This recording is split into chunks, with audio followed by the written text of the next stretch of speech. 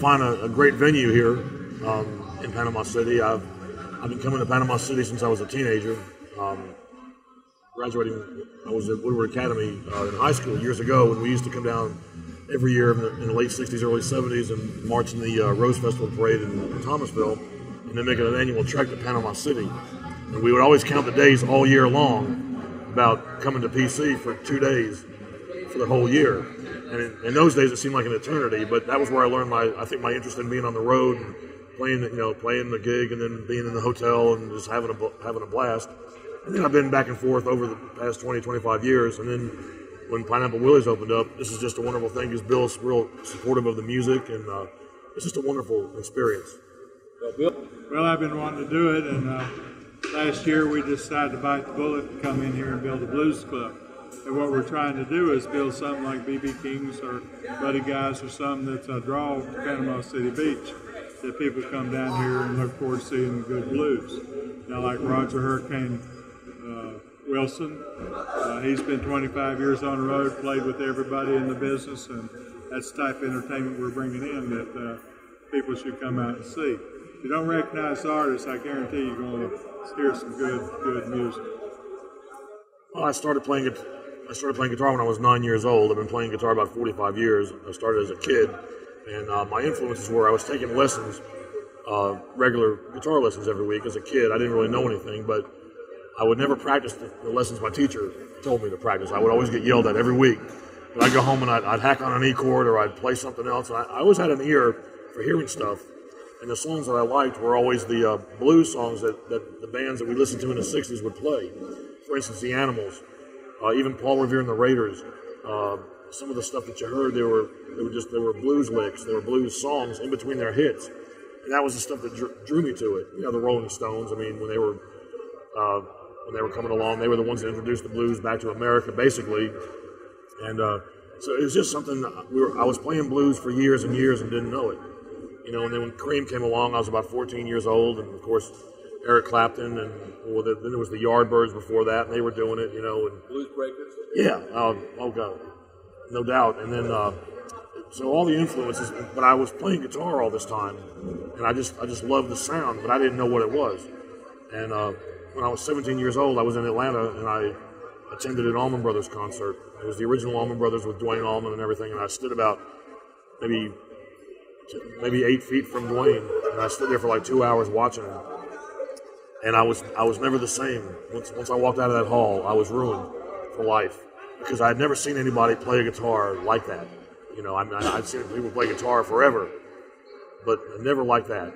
It was just the energy and the flowing ability that was going on was just, it was more than I could really handle. And ever since then, I've been trying to, I guess, maybe match that energy and soul and all that. Of course, and in the meantime, I've made my live doing it, and it's been wonderful. From teaching guitar lessons to doing blues seminars to just playing, you know, over and over again for years. It's what I've done, and I'm just really fortunate to be still doing it. I guess you've had it here throughout the season. Archer just got off of a 2-month tour, Midwest. He's down in southern Florida, came up, and I had him here last year. A lot of the groups were repeating back in. The entertainment we've been getting in here has been top of the line off of XM radio. Most of these guys are heavily played on XM Bluesville, and they're not local garage bands. They're something special to see. Guitar Shorty is an older guy. He's been in here. Guitar Shorty is Jimi Hendrix's brother-in-law, as a matter of fact. Yeah, and a great entertainer. Good friend. And if they don't come out and see it, they're really missing shows, and there's no cover. We're doing this as amenity to the beach, and I'm happy as punch that this is coming about for me. You know, it's been my dream, and I think that the bands I'll have in the future, we research them all the time, and we'll be getting some great groups in here that you're really going to appreciate.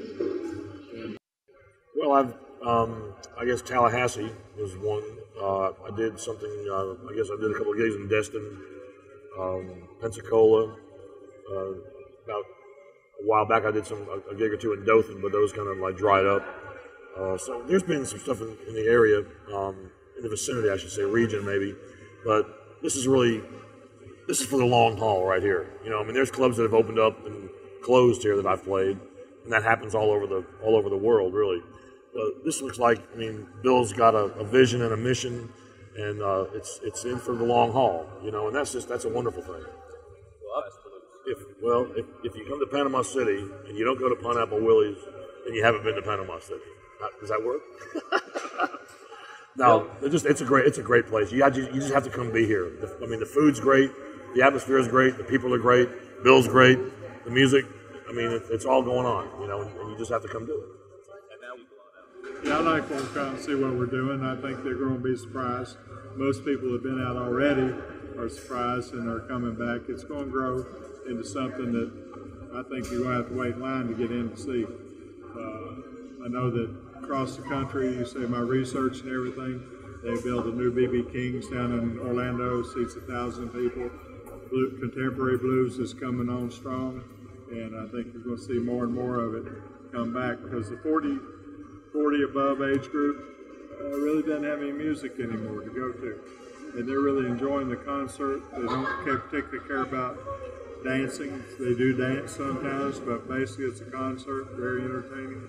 And we invite everybody to come out and see us. Roger.